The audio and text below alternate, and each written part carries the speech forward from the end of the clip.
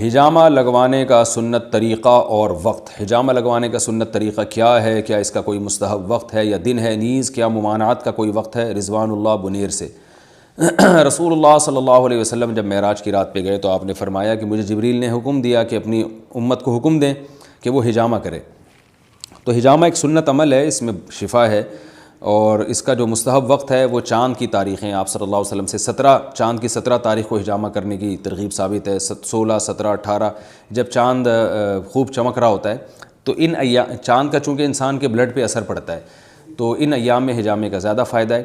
باقی کوئی خاص طریقہ نہیں ہے اس کا، یہ ہر چیز جو ہے نا اس کے ماہرین سے پوچھی جاتی ہے۔ تو جس نے بھی ہجامہ کروانا ہو تو ہجامہ کے ماہر ڈاکٹر یا جو بھی حکیم جو ہجامہ کے ماہر ہوں ان سے پوچھیں، ان سے مشورہ لیں۔ ہر بیماری کے ہجامہ کے پوائنٹ الگ ہوتے ہیں۔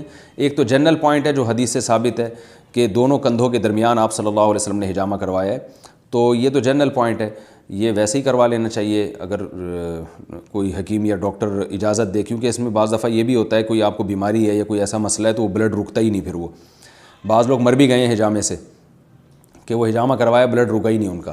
اور بعض دفعہ ایسا ہوتا ہے کہ ہجامہ کرنے والا کوئی استعمال شدہ بلیڈ آپ کے لگا دیتا ہے تو اس سے اس کی بیماری آپ میں ٹرانسفر ہو جاتی ہے۔ تو آج کل ہر آدمی نے بیگ اٹھایا ہوا ہے اور ہجامہ سینٹر کھولا ہوا ہے، پیسے کما رہا ہے، تو پہلے تحقیق کر لینی چاہیے کہ ریلائبل ہے بھی یا نہیں ہے، اور پھر ہر بیماری کے لیے ہجامہ کے پوائنٹ الگ ہیں۔ تو جو ماہر ڈاکٹر بتائے، یہاں کراچی میں جو ڈاکٹر امجد صاحب ہیں، تبلیغ جماعت سے ان کا تعلق ہے اور ایک مدرسہ عائشہ للبنات گلستان جوہر میں چلا رہے ہیں، وہ ہجامہ کے بہت ماہر ہیں، پاکستان میں ہجامہ کو انہوں نے ہی متعارف کروایا ہے، تو ان سے بھی رابطہ کیا جا سکتا ہے یا ان کے کسی شاگرد سے۔ میرے پاس ان کا نمبر نہیں ہے تو نمبر کے لیے مجھے کال نہ کریں، ان کا نمبر آپ کہیں سے بھی تلاش کریں، نیٹ سے یا کہیں سے، تو ان سے بہت سے لوگوں نے ہجامہ سیکھا ہے، تو میری رائے میں کہ وہ ایک ریلائبل ہیں، تو اگر ان سے رابطہ کر لیا جائے کسی نے ہجامہ کروانا ہو تو یہ زیادہ بہتر ہوگا، ورنہ جو ڈاکٹر آپ کو اچھا لگے، سمجھ میں آئے۔ تو بیماریوں کے مختلف پوائنٹ ہوتے ہیں، لیکن اس میں بھی مبالغہ بہت ہونے لگا ہے، بہت سی من گھڑت حدیثیں بھی ہجامہ والے بتاتے ہیں جن کا کوئی ثبوت نہیں ہے۔ تو اور دیکھیں شہد میں اللہ نے شفا رکھی ہے، اب یہ نہیں کہ یعنی لازمی آپ کو شفا ہوگی بھی اور اس کی کوئی کوانٹٹی بھی نہیں ہے، جتنی چائے پیتے رہو شہد، ایسا نہیں ہے۔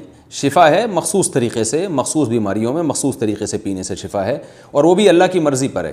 تو اسی طرح ہجامے کا بھی یہ مطلب نہیں ہے کہ آپ جو بھی اٹھے اور ہر بیماری میں جہاں چاہیں ہجامہ کروا لیں اور کرواتے چلے جا رہے ہیں، پورے جسم پہ پوائنٹ لگواتے ہیں، تو غلو بھی بہت ہو رہا ہے اس میں۔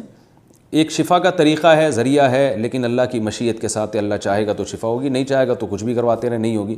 تو اس میں بھی احتیاط کی ضرورت ہے، کسی ماہر ڈاکٹر سے یا حکیم سے کروائیں یا جو ہجامہ کا ماہر ہو اور اس کو بیماریوں کا پتہ ہو کہ کون سی بیماری میں کہاں کرایا جاتا ہے، اور اعتدال کے ساتھ کروائیں، حد سے زیادہ نہ کروائیں۔ Ask Mufti Tariq Masoud.